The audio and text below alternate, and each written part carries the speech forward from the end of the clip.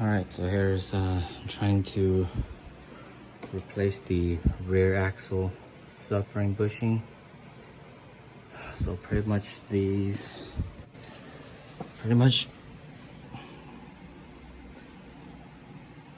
one is held on by a 19 mil on the back side, and so far the easiest way to loosen this subframe is to jack up the car, the rear half. So I got this side jacked up, the other side jacked up, and then I loosen both sides with a 19 and take out the bolt, and that's one of the bolt right there. And then to tilt the subframe how I have it now, I just found out pretty much you loosen the rear strut, the lower nut, which is a 17. So you loosen that on both sides, and then it will allow you to rotate this. So I had it rotated so I have clearance to try to see about removing this bushing or pressing it out.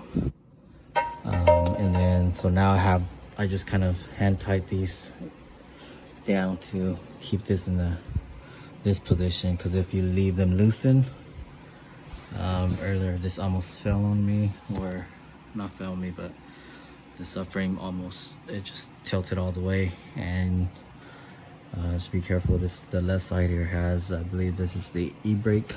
There's an e-brake line that is bolted on top. So I just went ahead and tightened these so that I can work on trying to press this out. The instructions on the bushing says there are 2 points to hit or bend on the back of here that allows you space, but I think I could use this point right here.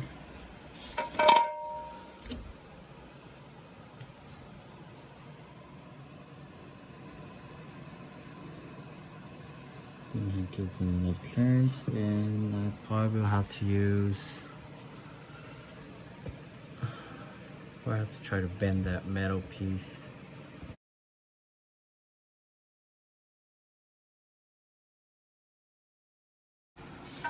And this is the clamp that I'm using.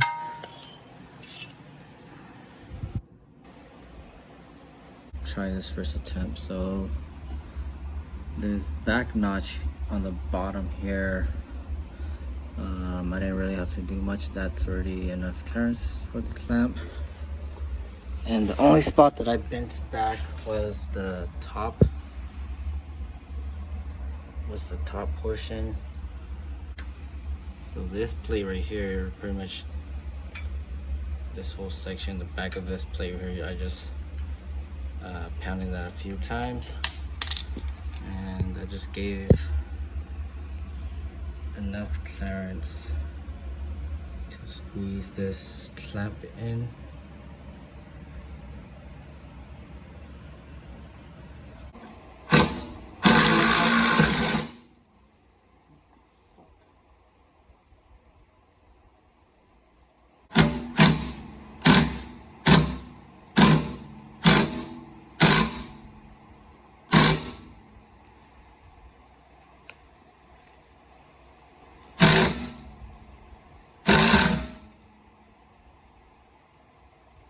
The next day. All right, so here is my setup after the third attempt. So here's my impact, and so pretty much this right here is a 1/2 inch cap from Home Depot, and then I just used my an old trunk latch striker just to kind of pivot the screw from moving. And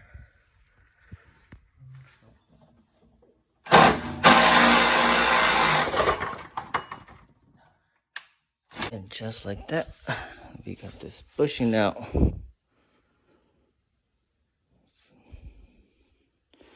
And I did have to spray some PB Blaster just to get the inside soaked and loosen that up.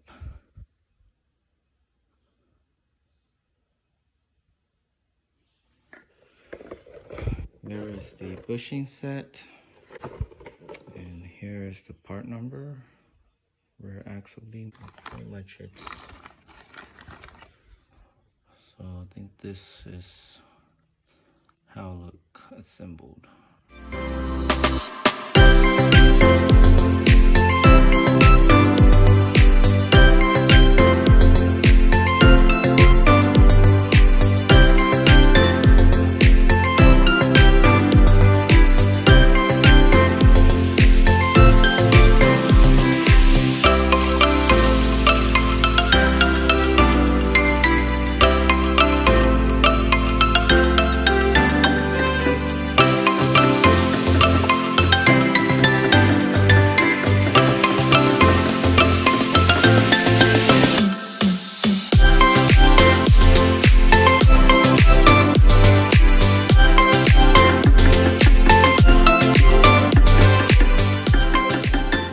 Once you have both bushings in, before this step, I actually had to use the floor jack to kind of support the other side and push it up.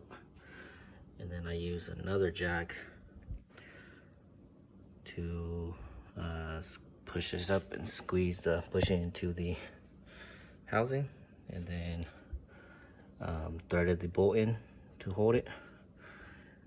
So once you get one side down like this, then the other side you can just do the same and put the bolt through. And so there you have it. And the other side.